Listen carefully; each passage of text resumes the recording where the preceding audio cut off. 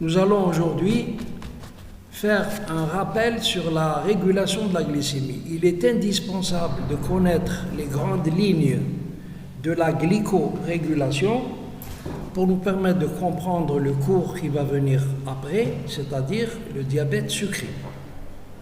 Alors on va d'abord commencer par définir un certain nombre de concepts qu'on utilise, c'est dans le chapitre définition.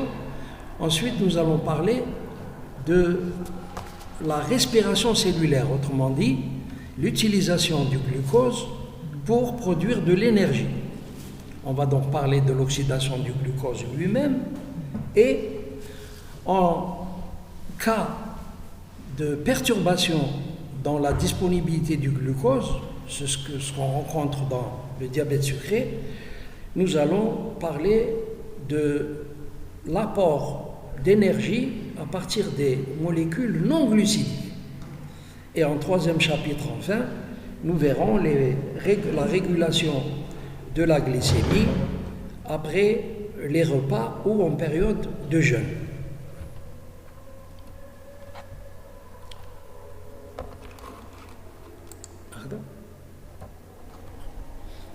Alors, qu'est-ce que nous pouvons dire concernant un certain nombre de définitions de termes qui sont utilisés? Alors avant cela, je vous rappelle que le glucose est le principal support énergétique. C'est lui qui va être, c'est ce glucose qui va nous permettre de mettre à la disposition du corps l'adénosine triphosphate qui est la source d'énergie principale pour les activités, en particulier le cerveau et les érythrocytes qui dépendent principalement du glucose. La glycémie, la concentration du glucose, est donc un élément important puisque c'est le reflet du métabolisme énergétique. D'une part, la glycémie est fixée par la concentration de ce glucose, dépendant de l'apport alimentaire et de la régulation lui-même de ce glucose, et d'autre part par la synthèse du glucose, que ce soit à partir des molécules glucidiques ou en apport avec des molécules qui ne sont pas glucidiques. Qu'est-ce que la glycémie? Vous savez tous que c'est le reflet du métabolisme des glucides et il y a un système de régulation qui va permettre de maintenir la glycémie autour de chiffres qui sont précis, qui bien sûr vont fluctuer en fonction du jeûne ou de la satiété entre 0,7 g par litre et 1,05 g par litre, ou encore en millimoles entre 3,9 millimoles par litre ou 5,8 millimoles par litre à partir du sang veineux, et ces chiffres vont varier selon vos lectures et selon les méthodes de dosage. En tout cas, la glycémie correspond à un état dynamique d'équilibre qui va bien sûr varier en fonction de l'apport, de l'utilisation de ce glucose et du stockage de ce glucose. La glycolyse, alors au sens strict du terme, dans le temps, il s'agissait de la dégradation anaérobie, en absence d'oxygène, du glucose en lactose. Maintenant, cette notion de glycolyse s'est élargie puisque la dégradation va concerner pratiquement toutes les structures histologiques de l'organisme. En tout cas, elle est plus importante, cette dégradation anaérobie, au niveau des érythrocytes, de la médule rénale et en partie dans le muscle cardiaque et squelettique. Par contre, la dégradation aérobie du glucose, c'est-à-dire en présence d'oxygène, a lieu principalement dans le système nerveux, dans le muscle et dans la plupart des autres organes. Qu'est-ce qu'on entend par glycogénèse? Comme vous le voyez, c'est la synthèse du glycogène c'est la formation du glucogène à partir du glucose. Et les lieux de cette glycogénèse, c'est dans le foie et le muscle. Elle réalise cette glycogénèse, le stockage de glucose, et va stabiliser la glycémie lorsque elle augmente, en particulier après les repas. Et ainsi, cette réserve en glucose, qui est le glucogène, peut être stockée dans le muscle que pour les besoins propres à celui-ci, alors qu'au niveau du foie, le glycogène qui est stocké va être disponible pour divers besoins du corps. La glycogénolyse, c'est l'inverse de la glycogénèse, c'est la dégradation du glycogène en glucose. La gluconéogénèse ou encore néoglucogénèse, elle a lieu dans le foie et le cortex rénal.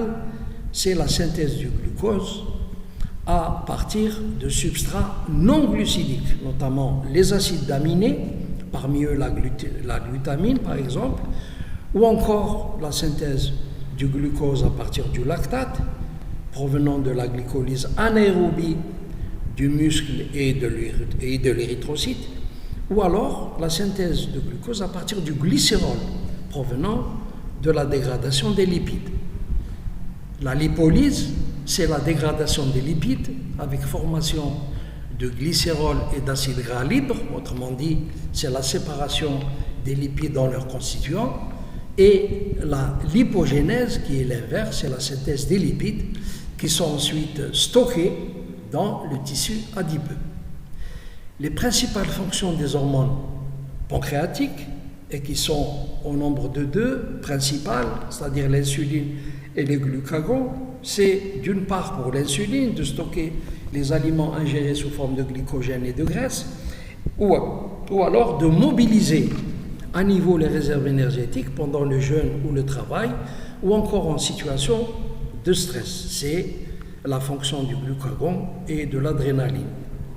Et ensuite, de maintenir, à travers ces différentes fonctions régulatrices, la glycémie constante, de maintenir la glycémie dans ses limites normales et de stimuler la croissance. Quelques mots sur l'insuline. Vous savez qu'elle est produite au niveau des cellules bêta des îlots de Langerhans et elle est formée d'un peptide de 6 kg d'actone et qui est constitué de 51 acides aminés. Elle est formée par l'élimination de la chaîne C de la proinsuline qui comporte 84 acides aminés, qui elle-même, cette proinsuline, est scindée à partir d'une pré-proinsuline. En tout cas, il y a deux chaînes peptidiques A et B, bien connues et reliées entre elles par des ponts disulfure. J'insiste sur ces grandes notions de structure normale de l'insuline parce qu'il peut y avoir une anomalie dans la synthèse de l'insuline, dans la structure chimique de l'insuline et qui est une des causes du diabète. La dégradation de cette insuline se fait rapidement en 5 à 8 minutes de demi-vie et elle a principalement lieu, cette dégradation, au niveau du foie et du rein. Un point concernant l'ischémie. L'ischémie va survenir, le manque d'oxygène survient en cas d'activité physique intense et prolongée ou en cas d'atteinte du système cardiovasculaire et ou respiratoire. Dans ce cas-là, la disponibilité de l'oxygène est anormale. Dans ce cas-là, les cellules passent à la respiration anaérobie au lieu d'utiliser la voie aérobie classique et ainsi il va y avoir transformation de l'acide pyruvique en acide lactique, ce que nous allons voir tout à l'heure dans un schéma. Cet acide lactique est toujours quand même utile pour le métabolisme énergétique puisque lorsqu'il est produit en particulier par les cellules musculaires, lorsqu'elles sont soumises à une activité intense, cet acide lactique absorbé par le muscle. Soit, à partir de l'acide lactique, il y a sa transformation en acide pyruvique qui va donner de l'ATP, ou alors il va être transformé en glucose et ainsi servir à être accumulé, ce glucose, sous forme de glycogène comme réserve. Il peut, à côté de ce premier mécanisme qui a lieu au niveau du muscle, qui peut être acheminé vers le foie, par voie sanguine. Et ainsi, l'acide lactique va se transformer en glucose, qui va lui-même, si les besoins ne se font pas sentir, être transformé en réserve de glucogène. Ou alors, il va retourner dans le sang et être recapté par les cellules. En dehors de ces deux voies, il y a une augmentation de l'acide lactique qui va perdurer, ou alors il va y avoir une insuffisance hépatique qui ne permet pas le recyclage de l'acide lactique. Alors il y a une acidose lactique qui est due à l'accumulation d'acide lactique dans le sang et il va y avoir une diminution de pH, acidification du pH.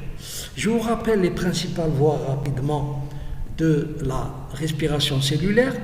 Il y a d'abord une respiration anaérobie qui a lieu au niveau du cytoplasme de la cellule, la glycolyse, anaérobie, et ensuite une respiration cellulaire aérobie qui a toute lieu au niveau des mitochondries et que nous allons voir en détail.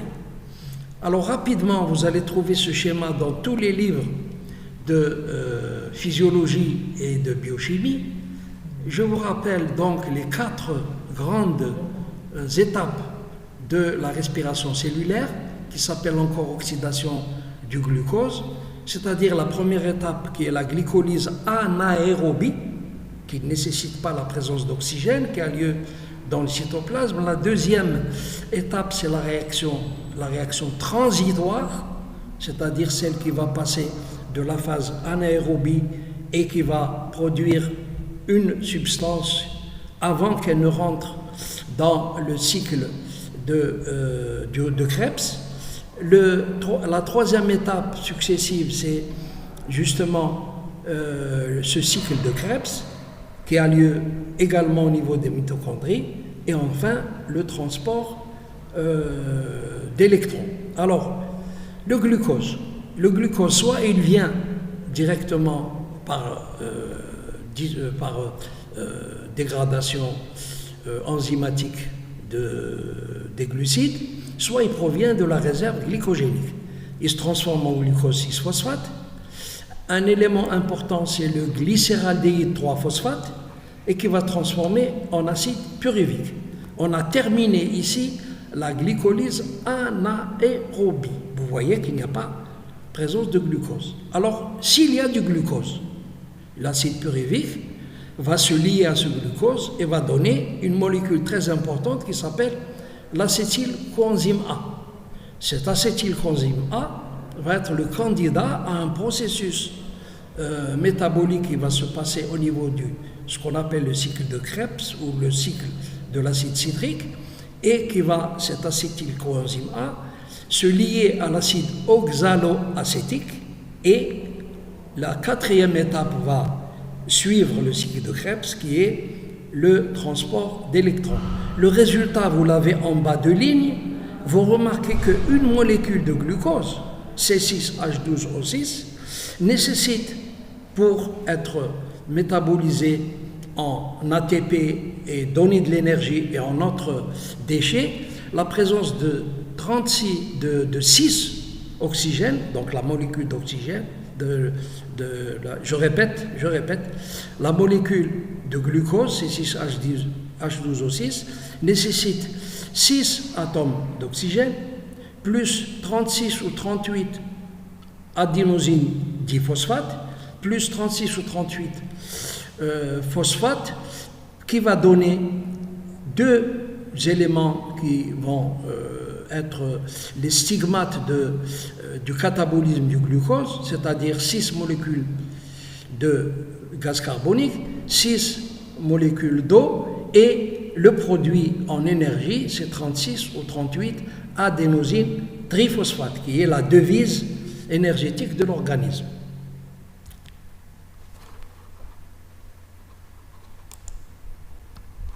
Alors rapidement, maintenant, qu'est-ce qui va se passer s'il n'y a pas d'oxygène disponible? Alors j'insiste pas sur le schéma que je vous ai indiqué tout à l'heure, c'est-à-dire en passant du glycogène en haut, au milieu de cette planche, jusqu'à la production la production finale, c'est-à-dire le cycle de Krebs. Ici, je m'intéresse à la production d'énergie à partir de molécules non glucidiques. Je vais commencer en haut à gauche par les acides aminés. Lorsque il n'y a pas suffisamment de glucose, donc on ne peut pas utiliser la chaîne de dégradation classique du glucose. À ce moment-là, à partir des acides aminés, on peut, grâce à la désamination qui se fait au niveau du foie, aboutir, via la formation d'ammoniac et d'urée, à la production d'acides cétoniques. Ces acides cétoniques, qui sont les produits du catabolisme des acides aminés, vont pénétrer par l'intermédiaire du glycéraldéhyde 3-phosphate à l'intérieur de la chaîne de production de l'énergie. Donc vous voyez que les acides aminés peuvent très très bien être ensuite transformés en acide cétonique et être générateurs d'énergie. Ensuite, qu'est-ce qui va se passer si il y a comme source d'énergie les lipides, c'est-à-dire les triglycérides. Alors les triglycérides vont ensuite se transformer d'une part en glycérol et en acide gras. C'est surtout cette partie des triglycérides, c'est-à-dire le glycérol, ce qu'on appelle aussi dans certains bouquins les glycérines, le glycérol qui va rentrer, tout comme les acides cétoniques, qui va rentrer par le carrefour du glycéraldéhyde 3-phosphate et qui va suivre le processus de production d'énergie. Et ce glycérol va donc jouer un rôle important comme source d'énergie de molécules autres que le glucose, mais les acides gras, qui sont l'autre élément des triglycérides, vont, eux, suivre une bêta-oxydation et être transformés en acétyl-coenzyme A, mais cette bêta-oxydation va entraîner l'accumulation de corps cétoniques.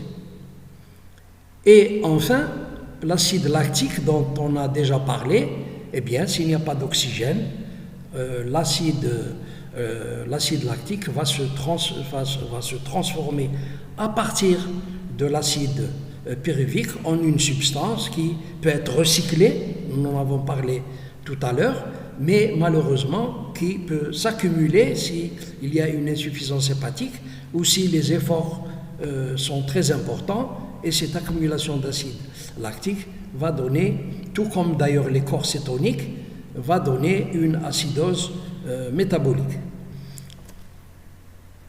C'est ici, très bien. Alors rapidement, je vous signale que si les sources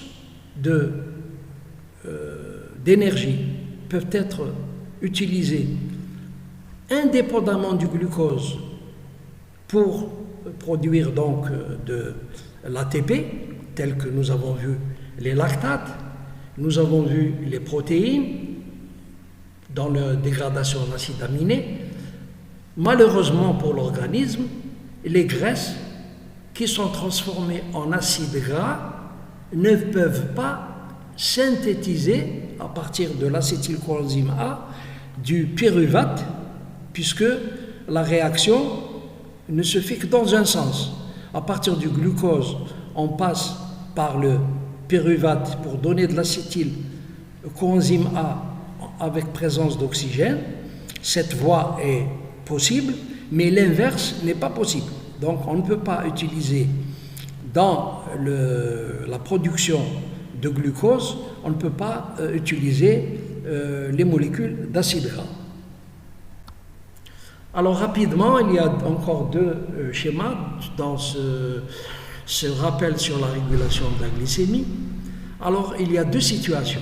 Selon qu'on soit en état de satiété, c'est-à-dire qu'on a mangé, période postprandiale, ou qu'on soit à l'état de jeûne, c'est-à-dire durant les périodes interdigestives. Lorsqu'on a mangé, période postprandiale, évidemment, la dégradation du glucose glucose alimentaire, va entraîner l'augmentation de la glycémie. Cette glycémie va être ressentie par le pancréas, qui va automatiquement, on le verra plus tard, on verra ce mécanisme plus tard dans le diabète, stimuler les cellules bêta des îlots de Langerhans et produire cette fameuse hormone qui est l'insuline. L'insuline va agir à 3 niveaux. D'abord, elle va agir au niveau du foie. Donc, comment elle va faire? Eh bien, elle va entraîner au niveau du foie le blocage de toutes les voies métaboliques qui vont entraîner